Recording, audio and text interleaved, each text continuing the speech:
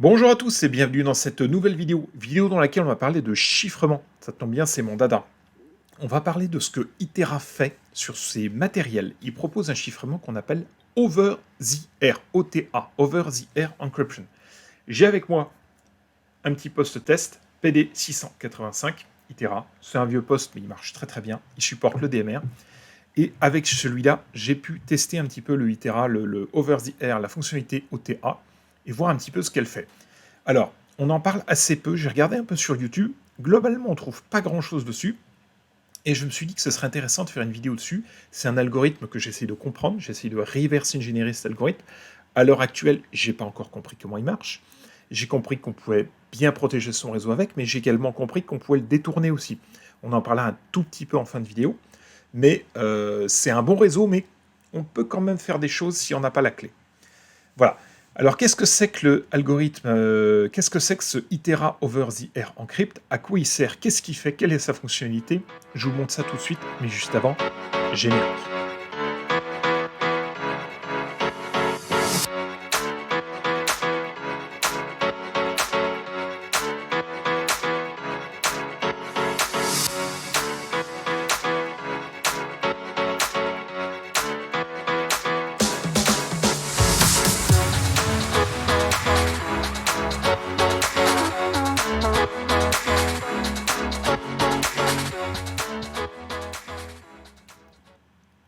Alors, pour commencer, OTA, qu'est-ce que ça veut dire? Commençons par une petite définition. OTA, c'est la définition de Over the Air Encryption. Je ne sais pas pourquoi Itera a pris cette appellation, parce que c'est un peu générique, c'est pas forcément, c'est un petit peu impersonnel. C'est une fonctionnalité qui va permettre de chiffrer ce qu'on appelle les données de signaling des trames DMR. On va voir juste après ce que c'est que les données de signaling. Et à ma connaissance, c'est une fonctionnalité qui n'est proposée que sur des produits Itera. Je ne l'ai pas encore rencontré sur d'autres produits. Peut-être qu'il y en a d'autres. À ma connaissance, c'est que Itera qui le fait. Voilà. Vous allez me dire, maintenant, tu nous as dit que ça permettait de chiffrer les données de signaling. Qu'est-ce que c'est qu'une donnée de signaling? Donc là, on va rentrer dans un petit chapitre où je vais vous montrer ce que c'est qu'une donnée de signaling concrètement dans les trames DMR. Je vais vous donner un exemple. Avant de parler des données de signaling, il faut comprendre quelles sont les données qui sont échangées entre deux talkie-walkie, par exemple du marché, avec un relais, sans relais, peu importe. Là, c'est une image. En fait, il y a trois types de données qui sont échangées. Il y a des données voix, des données utilisateurs et des données de signaling. Là, vous voyez, les données voix, en fait, c'est de la voix, mais comme aujourd'hui on est en numérique, elle est numérisée, c'est de l'information numérisée, donc en tant que telle, j'appelle ça de la donnée, même si c'est de la voix. Hein, quand deux talkie-walkie parlent, quand deux utilisateurs se parlent entre eux, ils échangent de la voix. Ensuite, ils peuvent échanger ce qu'on appelle des données utilisateurs, typiquement des positions GPS, des SMS. Deux utilisateurs qui s'échangent un SMS en disant t'es où, quand est-ce que tu reviens, un statut, une trame IP, n'importe quoi. Des données vraiment purement à usage des utilisateurs. Ça, ce sont des données, ce que j'appelle utilisateurs. Et ensuite, il existe un troisième type de données qui est propre au réseau numérique, qui est ce qu'on appelle les données de signaling. Typiquement, les identifiants des postes sources et les identifiants des postes appelés, les talk groups. Le code couleur en DMR, le time slot utilisé, les différents canaux trunk libres, etc. Il y a beaucoup de données sur un réseau numérique pour faire fonctionner ce réseau de base qui sont échangées, et c'est ce qu'on appelle des données de signaling. Ces données de signaling, elles sont uniquement là pour faire fonctionner correctement le réseau. Et j'ai envie de dire, elles sont pas très utiles pour les utilisateurs, elles sont vraiment là pour faire fonctionner le réseau en lui-même.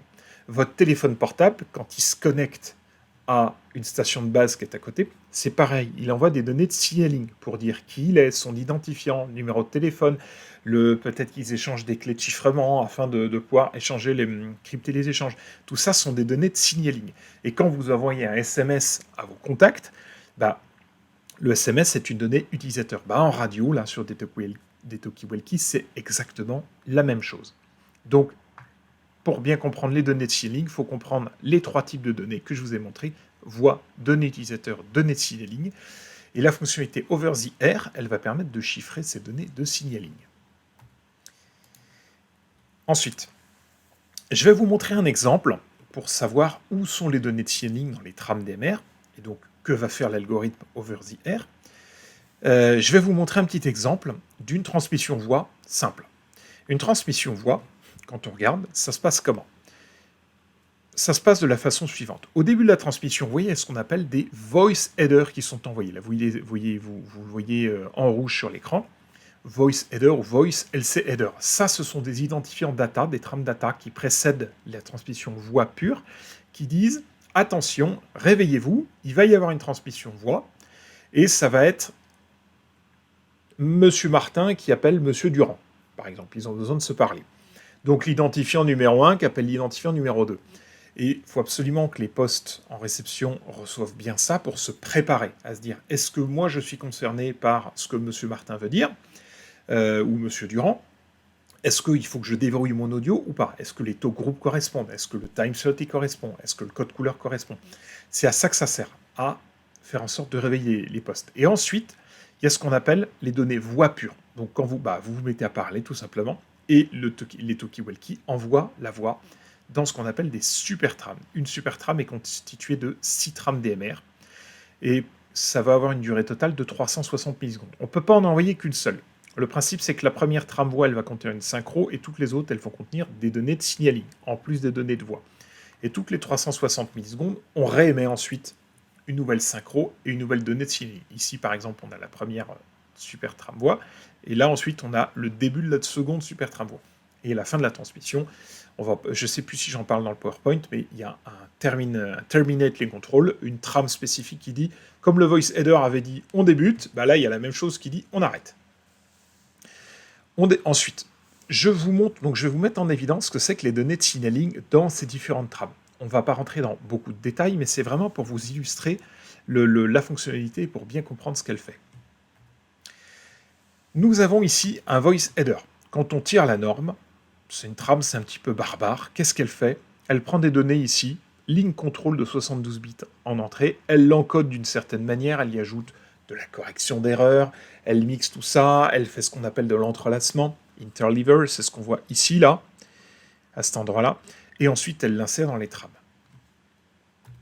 Que contient ce voice header? Il va contenir l'identifiant source, l'identifiant destination, et le type d'appel.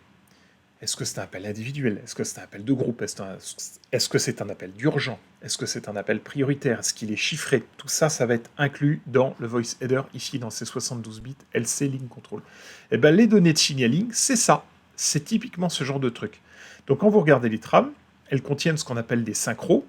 Elles contiennent la slot type, ça va permettre de dire ce qu'il y a dans la trame, ici, ce qu'il y a de chaque côté. Donc là, le slot type, ça va contenir des identifiants qui disent ce que vous êtes en train de décoder, c'est un voice header, et ensuite vous avez les données, alors soit des données utilisateurs, soit des données de signaling. En l'occurrence, ici, il s'agit de données de signaling, ici. Et il s'agit de données, identifiant source, identifiant destination, qui sont des données propres au fonctionnement du réseau. Ensuite, on continue. On enlève, on a envoyé le voice header, et cette fois-ci, on envoie notre super trame voix. La super trame voix, pareil, hop, attendez, je vais pousser un petit peu ma caméra, la réduire un petit peu, ici comme ça. Elle contient également des données ici LC 72 bits, ligne contrôle, qui vont permettre de savoir qui sont les identifiants en train de parler. Donc le champ ici, les champs dans les tramvoies, on va le voir juste après, c'est au milieu des tramvoies, vont contenir typiquement l'identifiant source, l'identifiant destination. Je fais abstraction du dernier champ ici, le dernier burst voix qui est envoyé, la dernière trame au milieu, elle contient la dernière trame voix qui est envoyée ici. Elle contient, dans le cas des chiffrements, elle contient des données relatives au numéro d'algorithme utilisé, numéro de clé. Mais c'est également des données de signaling. Donc les données de signaling dans les tramvoies, elles sont situées ici. Comment ça se passe? La première tramvoie, elle va contenir, elle, ce qu'on appelle une synchro. C'est un mot, c'est fixe. Donc il n'y a pas de données de signaling dedans. Il y a de la voix, là, de chaque côté. Donc ce sont des bits de voix qui vont être transformés, une fois qu'ils vont être lus par les talkie-walkie, vont être retransformés en voix humaine. Et par contre, les 5 autres bursts, les 5 autres tramvoies, là, elles vont contenir, d'un côté, de part et d'autre de la trame, des données voix, et au milieu, ici, des données de signaling. Ce sont les données que je vous ai montrées juste avant. Ce sont ces fameuses données-là, ici, qui sont éclatées dans les différentes tram, voie. Voilà. Et donc, pour bien vous illustrer ce que fait l'OTA, il fallait comprendre ce que c'était que les données de signaling. Donc l'OTA, il ne va chiffrer que ces données-là, hein, que ces trucs-là, que ces éléments-là, que ce qui contient des données réseau et pas des données utilisateurs. Donc Itera, c'est l'objet de la vidéo, ils offrent la possibilité de chiffrer ces données de signaling. Pour comprendre comment ça marche, ces données de signaling, Itera propose deux types de chiffrement. Des chiffrements pour la voix et ce qu'on appelle les données utilisateurs, typiquement un SMS qui serait envoyé chiffré à un autre utilisateur. Et il propose également des chiffrements de données de signaling. Les chiffrements voix ou données, ça c'est du classique, on le trouve à peu près chez tous les fabricants. Et généralement il y a des chiffrements basiques, des chiffrements avancés. Itera propose également un chiffrement propriétaire qui vous permet d'avoir votre propre algorithme, qui est standardisé ou pas. Typiquement aujourd'hui le standard DMRA est en train de s'imposer comme la norme sur le marché de la DMR, qui est en fait à la base le chiffrement RC4 Motorola, RC4 et AES de chez Motorola. Mais ils peuvent être standardisés ou propriétaires. Et le deuxième type de chiffrement dont il a fait l'objet dans cette vidéo, c'est ce que j'appelle le chiffrement des données de signaling, OTA Encryption, Over the Air Encryption. Donc ça, c'est un algorithme propriétaire Itera, qui est bien différent des deux autres. Il faut bien distinguer. Je vous montrerai le CPS après. Il faut bien distinguer ce qui va chiffrer la voix ou les données utilisateurs de ce qui va chiffrer les données de signaling. C'est vraiment deux types de chiffrement complètement différents. Pourquoi utiliser l'OTA, vous allez me dire? Ok, Itera il propose cette fonctionnalité là dans ses superposts là. Quelle est l'utilité de l'utiliser? Eh bien, ça va vous permettre de masquer vos données réseau aux oreilles malveillantes. Je vous fais une petite démo en fin de vidéo, vous allez voir que ça permet de vraiment bien masquer. Et ça va également éviter qu'un pirate ne prenne la parole sur votre réseau. Pourquoi? Parce que si jamais votre relais, quelqu'un essaye de parler dessus, il appuie là sur le bouton, blablabla, il essaye de prendre la parole. Eh bien, s'il n'a pas la bonne clé, s'il n'a pas les bonnes données qui sont décodées par le relais parce qu'elles doivent être chiffrées, les données de signaling, le relais ne va pas accepter que le poste rentre dessus. Donc ça vous permet d'éviter qu'un pirate ne prenne la parole sur votre réseau, si le relais était configuré comme tel. Parce que vous pouvez très bien dire au relais d'accepter et les données signaling chiffrées et les données signaling en clair. Et là, il laissera tout passer. Mais si vous le configurez correctement en acceptant que des données signaling chiffrées, eh ben, vous passerez du fait qu'un pirate ne pourra pas prendre la parole, ce sera difficile sur votre réseau. Alors, vous allez me dire, on parle de chiffrement. Quel est l'algorithme utilisé par l'OTA? Je vais être honnête avec vous, j'en sais rien. À ce stade, je ne l'ai pas encore identifié. À l'heure où j'enregistre cette vidéo, je me suis posé la question, est-ce que ces algorithmes connus, type du RC4, de l'AES, du DES, j'en sais absolument rien. Est-ce que c'est un mix de tout ça? Est-ce que c'est un truc complètement propriétaire? Est-ce que c'est un truc simple? Est-ce que c'est un truc complexe? Je ne sais pas. J'en ai aujourd'hui aucune idée. Je ne peux pas savoir. La fonctionnalité Over-the-Air Encryption est-elle standardisée dans la norme DMR? Ça, c'est une question intéressante que je me suis posée. Eh bien non, malheureusement. Le chiffrement OTA, il n'est pas standard. Il exploite un algorithme visiblement propriétaire Itera. Je dis visiblement parce que ça peut très bien être de l'AES, mais encapsulé dans une certaine manière sous Itera. Là, en l'occurrence, je ne sais pas. C'est un truc sous Itera, donc il n'est pas standard. À ma connaissance, il n'est utilisable qu'avec du matériel Itera. Donc si vous avez des postes comme ça, c'est bon. Si vous avez des postes Motorola ou autres, vous ne pourrez pas faire d'over the air avec. Question intéressante, est-ce que l'OTA peut être détourné? Je me suis posé la question. Je me suis dit, tiens, je vais pirater mon propre réseau. En fait, oui, l'OTA, il ne va pas vous prémunir des écoutes malveillantes. Il va vous permettre de chiffrer vos données réseau, de les masquer, tout ce qui est identifiant, tout ce qui est au groupe. Par contre, il ne va absolument pas empêcher un scanner de vous décoder. Il ne décodera pas les bons identifiants, mais il pourra décoder l'audio. Et également, je me suis aperçu qu'il était possible d'écouter même de l'audio crypté avec, via des méthodes. On peut s'en sortir, on peut quand même écouter, on peut quand même détourner l'algorithme sans avoir les identifiants. Enfin voilà, il y a des choses qu'on peut faire. Et également, un pirate qui posséderait un émetteur pirate, en clonant des trames originales qu'il aurait captées sur votre réseau, bah, il peut tout à fait rentrer dessus. En fait, il suffit de rejouer les trames. C'est des trames qui ne sont pas sensibles à ce qu'on appelle les replay attacks. Si on peut faire un replay attack, c'est-à-dire qu'on capte une trame, on la rejoue avec un post officiel, un post pirate, un truc une chinoiserie qu'on aurait détourné de son usage et qui permet d'émettre n'importe quelle trame, et ben en fait, en clonant des trames originales, on peut quand même prendre la parole sur votre réseau. Donc ça, c'est ce que je voulais vous dire. Ça protège bien, mais pas complètement quand même. Donc, il ne vous prémunit pas des écoutes, et un pirate qui est équipé avec du matériel, il pourra rentrer sur votre réseau quand même. Alors, par rapport à son homologue, Motorola, qui propose ce qu'on appelle de l'ALS, accès limité au système, ou alors RAS en anglais, l'équivalent, Restricted Access to System, qui va être le meilleur entre l'Itera OTA et le Motorola RAS. Eh bien, c'est deux fonctionnements un tout petit peu différents, similaires mais différents. L'OTA, Over the Air d'Itera, lui, il est bien mieux implémenté et il va réellement masquer vos données de signaling. Alors que sa fonctionnalité équivalente chez Motorola, le RAS ou ALS, il va se contenter simplement de modifier les CRC en fin de trame. Mais il va absolument pas masquer les données qui sont dans les trames. Je vous montre ça tout de suite. Regardez. Vous avez une comparaison là, par exemple, de ce qui est envoyé, des données de signaling qui sont envoyées dans les trames voix, que je vous ai présenté tout à l'heure. L'Itera OTA, ici, il va chiffrer les données de signaling qui sont là. Ça contient les identifiants appelés, identifiants appelant, type d'appel, etc. Est-ce que l'appel est chiffré? Voilà, il y a plusieurs données dedans. Tout ça, c'est chiffré. Donc, un pirate peut essayer d'écouter, il ne va pas pouvoir décoder ça. Là où Motorola, lui, il laisse ces données-là en clair, qui sont ici. Par contre, il se contente uniquement de modifier le checksum, le CRC à la fin. Ce qui fait que si jamais un pirate essaye de rentrer, qu'il n'a pas la bonne clé RAS, il aura beau appuyer, le relais va dire « Moi, le checksum que je reçois ne correspond pas à celui qui devrait être. Donc, ici, je ne rentre pas. Je ne t'autorise pas à rentrer. » Donc les deux vont protéger des pirates qui essayeraient de prendre la parole sur votre réseau. Par contre, l'Itera OTA protège bien mieux car il permet de véritablement masquer les données de signaling dans vos trames, ce que ne fait pas le Motorola ALS, le RAS.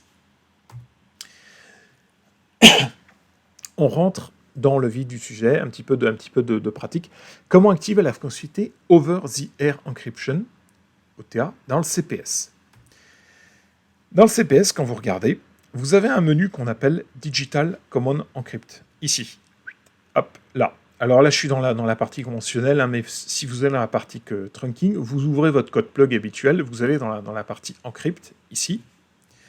Vous allez tomber sur deux tableaux. Ici. Un tableau avec une liste de clés, bah là c'est moi qui les remplis, hein, qui contient ce qu'on appelle les clés de chiffrement de la voix ou des données utilisateurs, hein, clés de cryptage de votre réseau pour éviter qu'on vous entende. Et en dessous, vous avez les clés de chiffrement Over the Air Encrypt. Et ben c'est là qu'il va falloir les programmer, tout simplement.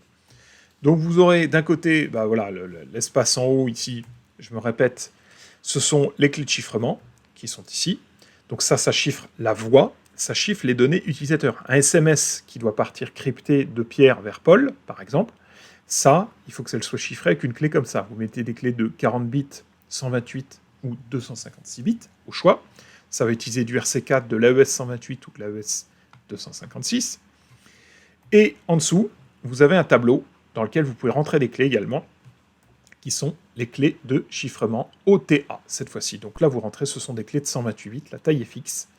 Là, je me suis amusé à mettre des clés, par exemple, 1, 2, 3, 4, 5, 6, 7, et puis une vraie clé ensuite. Hein. Mettez surtout pas ça sur votre réseau. Mettez des vraies clés, hein, des vraies clés de chiffrement comme ça, là, bien aléatoires, des trucs qui sont compliqués à deviner. Ensuite, quand vous allez dans votre canal, tout simplement, il vous suffit d'aller sélectionner ici, dans la partie Over the Air Encrypt Type, vous sélectionnez Signaling Frame, ça veut dire je veux encoder toutes les données de signaling de toutes les trames, et juste en dessous, Encrypt Key, vous sélectionnez le numéro de la clé que vous voulez utiliser, tout simplement, dans votre canal. Voilà. Et si vous voulez uniquement recevoir les données cryptées, les données avec du signaling chiffré, il faut cocher cette case. Si vous ne la cochez pas, le poste sera en mesure de décoder les données de signaling chiffrées et les données de signaling en clair. Il va jouer les deux. Je vous propose maintenant une petite démo avec DSD, juste pour vous illustrer ce que ça fait quand il y a du signaling de quand il n'y a pas de signaling. C'est une démo qui est assez simple, succincte, voilà, histoire de vous expliquer et que vous puissiez voir qu'en fait, il ne vous prémunit pas des écoutes malveillantes, même si vous utilisez ça, qui va bien masquer les données de signaling, mais qu'on peut quand même écouter de l'audio. Voilà, on y va, c'est parti, je vous montre la démo tout de suite. Alors, pour cette démo, j'ai décidé de programmer un code plug dans la radio, dans une radio Itera, c'est un PD685. J'ai commencé par définir d'abord dans la partie encrypt ici deux clés, OTA key 1, OTA key numéro 2. J'ai mis 1 et 2 pour les deux clés, c'est pas du tout original. Et ensuite, j'ai choisi de programmer 3 canaux, un canal en clair dans lequel on voit tout simplement color code 1, on émet sur une fréquence en 446 avec le TG1, on est en clair. Ensuite, une partie avec OTA Encrypt qui cette fois-ci va encrypter tout ce qu'on vient de dire dans la vidéo, les signaling frames, donc en utilisant la clé OTA numéro 1, donc avec la valeur 1, et un deuxième canal, dans lequel cette fois-ci j'utilise la clé OTA numéro 2. Voilà, donc on va faire un test avec DSD tout de suite. Je vais vous montrer en fait en quoi ça consiste et qu'est-ce que ça donne concrètement quand on utilise cette clé. Voilà, mon SDR Sharp il est lancé, il est sur la bonne fréquence. Je vais lancer DSD. Donc je lui dis décode uniquement la partie, décode uniquement du DMR. Il faut bien que je décoche, comme je suis en simplex, il faut que je décoche la case squelch, sinon le décodeur fonctionne mal. Et regardez ce que ça donne. Tout simplement quand je mets 1, 2, 3, 4, 5. 1, 2, 3, 4, 5. Là je suis en clair. Oui, c'est bon, ça marche. Oui, c'est bon, ça marche. Voilà, je coupe ma transmission. Donc là, qu'est-ce qu'on peut voir? On rate les premières trames du début, c'est normal, les voice headers, là on les voit pas.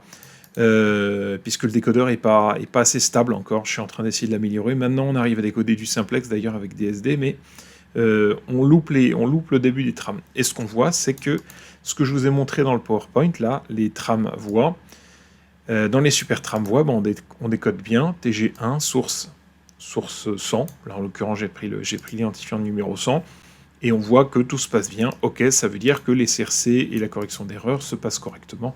Et à la fin de la transmission, on a une TLC. Ça veut dire termination link control, je crois, ou je sais plus. Enfin, voice, c'est un truc pour terminer. Pareil, on dit, voilà, il s'est passé TG1 avec la source 100 qui était en train de parler. Ok. Maintenant, regardez bien ce qui se passe. Je change de canal. Cette fois-ci, je vais utiliser la clé OTA Encrypt numéro 1. Donc cette fois-ci, je suis sur le canal ici, celui-ci. Le OTA Encrypt numéro 1. Donc on va utiliser la clé OTA 1 qui correspond à 1 ici. On y va, cette fois-ci, vous allez voir que toutes ces données de signaling vont être complètement cryptées.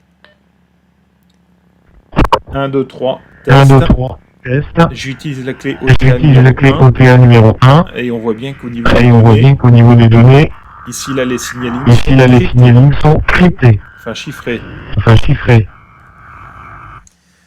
Voilà, et par rapport à ce qu'on avait avant, là ce qu'on peut voir c'est que DSD il décodait bien, source, voilà, TG1 source 100, et là cette fois-ci, il décode n'importe quoi. Il dit attention, FLCO là, je le connais pas, je vois des datas que je connais pas, tout est en erreur d'ailleurs, là on voit qu'à la fin au lieu d'avoir OK, on a un CRC erreur et un fake fail, c'est-à-dire qu'il n'a même pas réussi à corriger la correction d'erreur, là où on avait OK avant. Donc là, il est en train de dire, je sais pas, moi je comprends pas ce que tu veux me dire, mais néanmoins, ce que je voulais vous montrer avec ça, c'est qu'on entend quand même l'audio.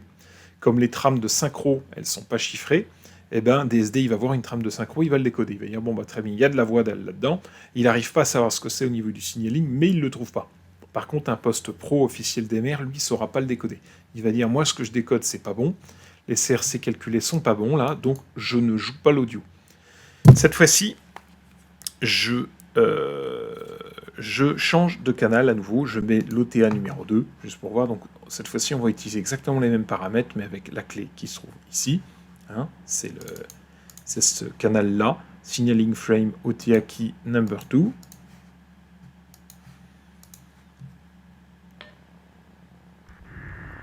Test cette fois-ci avec la Test clé cette OTA fois-ci avec la numéro 2. clé OTA numéro 2. On voit que les données ont changé. On voit que les données ont changé. Et là, ce qu'on peut voir, c'est que ici, on était en clair. Ici, on était avec la clé OTA numéro 2. Et ici, on était avec la clé OTA numéro 1, pardon, et ici, OTA numéro 2. Et donc, les données ont changé. La clé a changé, donc forcément, les données changent. Pareil, DSD est capable de décoder, de jouer l'audio. Par contre, il est incapable de dire qu'est-ce qu'on utilisait comme données de signaling. Donc, les données le feature set ID, le talk group, le source, l'identifiant de source, là, il est incapable de nous sortir ces deux paramètres-là. Voilà, c'est ce que je voulais vous mettre en évidence avec cette démo, tout simplement vous montrer qu'en fait, un outil est capable de décoder quand même les données. Par contre, on est capable de décoder l'audio, mais on est incapable de décoder les données de signaling. Hop, là, il y a eu un petit saut, c'est normal, c'est parce que j'ai pas le squelch. Voilà, je remets le squelch, et là, ça ne décodera plus. Voilà, on se retrouve devant l'écran pour... Donc, fin de la démo, on se retrouve à nouveau devant mon écran, devant le PowerPoint. Alors, j'espère que cette démo vous a plu, vous a permis d'en savoir un petit peu plus sur le fonctionnement, vous donner un petit peu plus d'éléments tangibles sur le fonctionnement de l'Over-the-Air. Nous en arrivons à la conclusion. L'OTA, pour moi, c'est une excellente fonctionnalité si vous souhaitez ajouter de la confidentialité à votre réseau.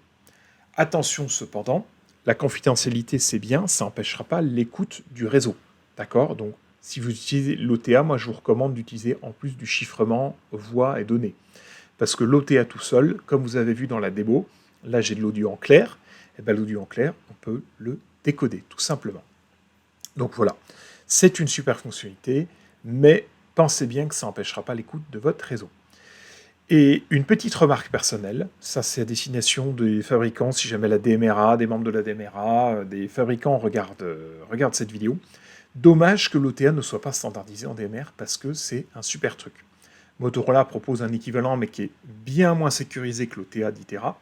Et du coup, à mon sens, c'est dommage que l'OTA ne soit pas standardisé en DMR. Voilà, c'est tout. J'en ai à présent fini avec cette vidéo. J'espère qu'elle vous a plu. Le petit mot de la fin, écoutez, merci à tous de leur suivi.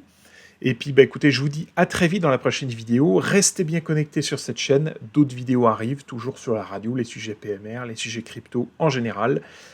Restez bien connectés et à très vite. Ciao à tous.